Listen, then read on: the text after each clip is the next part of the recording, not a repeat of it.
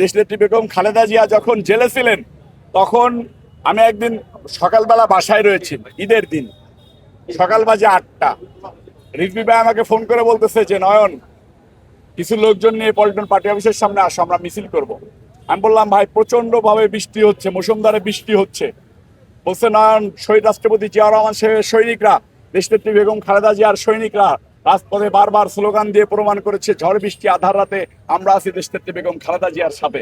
আজকে দেশনেত্রী বেগম খালেদা জিয়া জেলে রয়েছেন, আমরা আজকে ঈদের দিনে সকালবেলা মিছিল করবই করব। সেটা যদি ঝড় হোক আর তুফান হোক আমাদেরকে আটকে রাখতে পারবে না।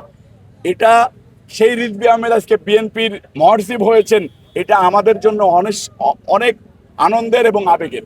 হাজার হাজার যুবনেতা রাজপথে এসে দাঁড়িয়েছে, তাদের সহযোদ্ধা, দুর্দিনের সহযোদ্ধা, বিএনপির দুর্দিনের কাণ্ডারি অ্যাডভোকেট রুহুল কবির রিজভীর সাথে থেকে তারা শহীদ রাষ্ট্রপতি জিয়াউর রহমান সাহেবের মাজারে ফুল দিতে চায়। রুহুল কবির রিজভী প্রত্যেক ছাত্রনেতার জন্য একজন অনুপ্রেরণা, প্রত্যেক যুবনেতার জন্য একজন অনুপ্রেরণা, প্রত্যেকটা স্বেচ্ছাসেবক দল নেতার জন্য একজন অনুপ্রেরণা, এবং তৃণমূল বিএনপির প্রত্যেকটা মানুষের জন্য রুহুল কবির রিজভী অনুপ্রেরণা।